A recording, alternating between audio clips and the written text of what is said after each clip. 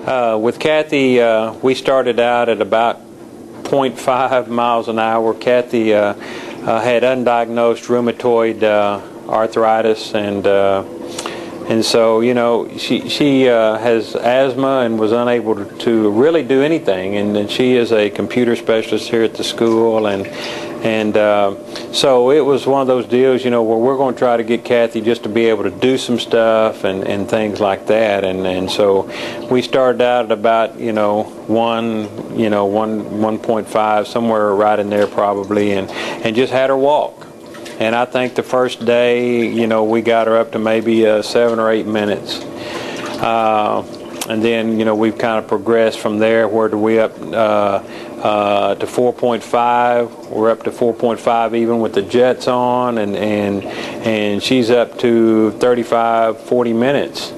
Now we're not up to 35, 40 minutes with the jets on. We do 10 to 12 minutes with the jets and that kind of thing. So, this is not a sports related thing. Kathy will tell you she was never an athlete, but this is a function of life, just being able to function normal as a human being, and to be able to go home, get up in the morning and not hurt, and be able to go to her job. And so the things that we've done for her she'll also tell you she's in the process of losing some weight and things like that. But it's been all a process for her. Because she was getting to the point where she could not literally function.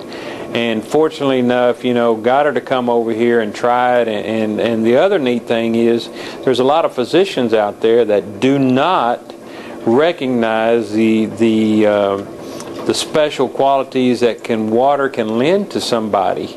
They say, well, you can't do this, you can't do that, you shouldn't. Well, I like to turn that around, and I think Rhonda likes to turn it around as to, okay, what can you do? Let's try to do something, make it a positive instead of a negative, and that's what we've done here with this water and with Kathy. And so, those aspects have really been helpful, but it's also been helpful that she's been willing to be a guinea pig for us and come and do some things that we've asked her to do and have a better quality of life. So now we're going to turn on the jets here and things. The other thing, let me say to you, is Kathy has never jogged before.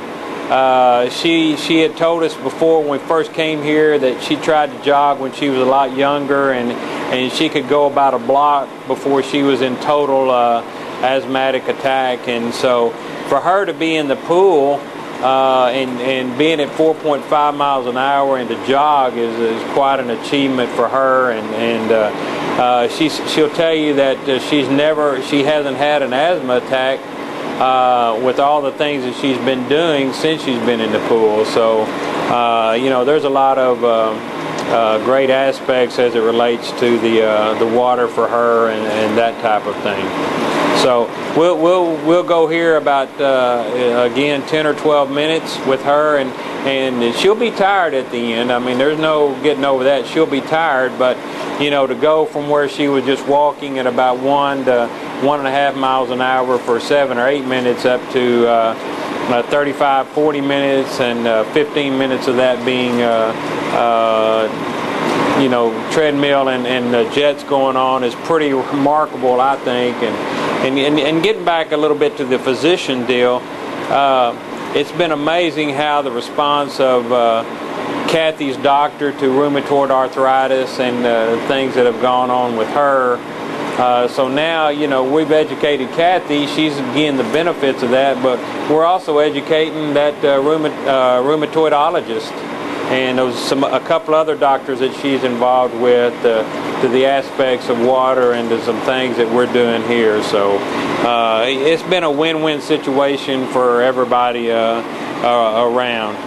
So now what we're going to do here, Kathy, we're going to turn off the jets. We got some exercises for Kathy to do. Now what we're going to do here with Kathy is she's going to do some forward flexion, some abduction out to the side, and posterior flexion and things here.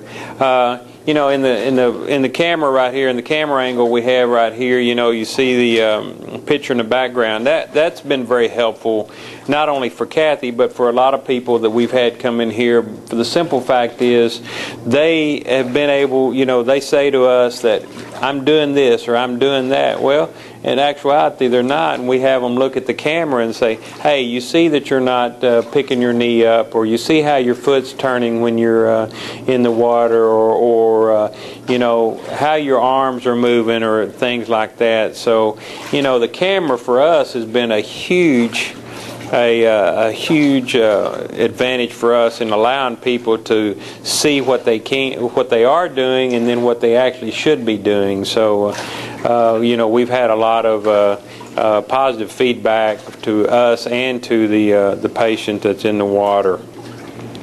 So now Kathy's doing some push downs with the floaties. Now we have 2 or 3 different sizes of floaties, and obviously she's doing the biggest set we have right here.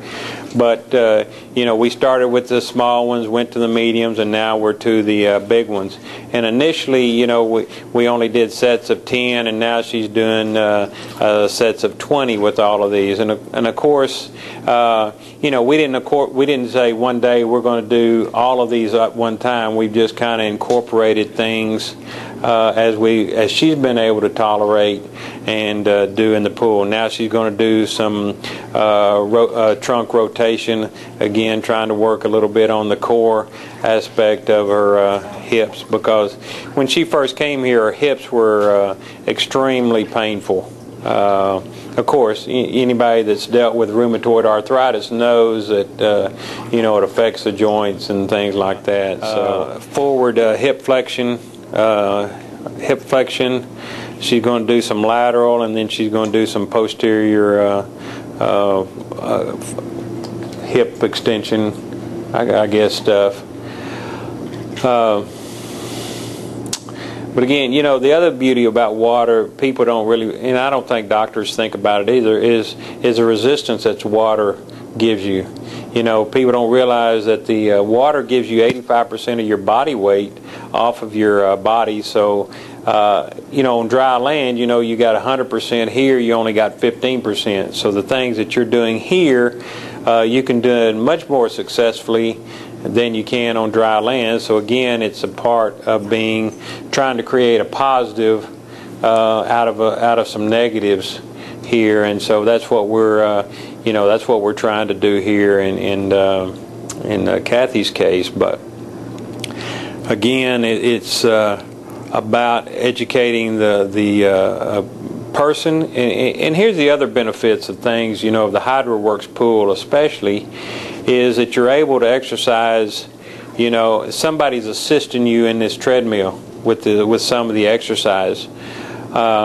You know, and a side benefit of all this exercise and stuff is that Kathy leaves here with a positive attitude. She's telling other folks, you know, and wanting to come, and you know, that's the bottom line. Is, you know, if you have an ailment, we try to say that we want you to enjoy life. We don't want anything that maybe you've done, or illness or injury, to keep you from enjoying life. So, you know, this ends up being a health thing for Kathy, and an enjoyment of life, and that type of thing. So if we're helping Kathy to enjoy life and to be able to function and be a better productive citizen in her, you know, I don't like to use the word older age, but, you know, I mean, all of us are getting older, and we still have a lot of good years left to go. So, you know, we want to be able to do that.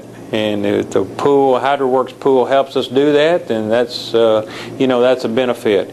Here, Kathy is obviously, you know, when Kathy first came in here, she wasn't very flexible at all. I mean, she'll tell you she couldn't even hardly bend over and her fingers touch her toes. I mean, that was a real stretch. But obviously now, with some of the things that, you know, she's doing, you know, she can obviously touch her toes and even go further. So, you know, again, there's a lot of great exercises and things out there, but in our case here, and is a motivation by Kathy.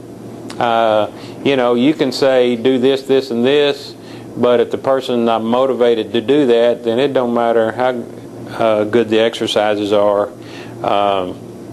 It's not going to happen. So that's a lot of the things that Kathy helps us to make this her rehab go well, because of her attitude and her motivation and things like that. And fortunately for us, the HydroWorx is just assisted in that. Here, Kathy is again doing some step-ups, and she'll do some. We've had her do some lateral step-ups in the past with each leg again, to try to strengthen the lower leg muscles and the hip area.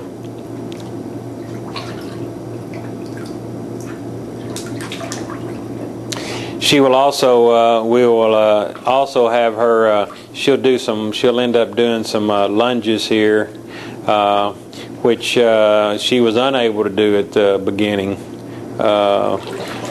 You would have thought we were asking her to do, the impossible when we first asked her to end up doing some lunges here. So we'll see her in a minute do about 10 lunges or.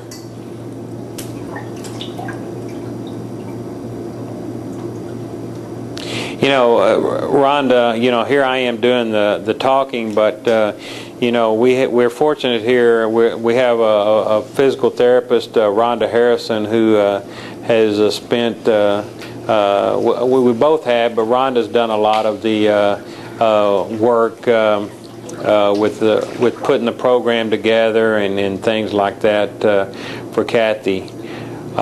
Here we are on the treadmill doing some. I call them kind of karaoke's. They're just bringing,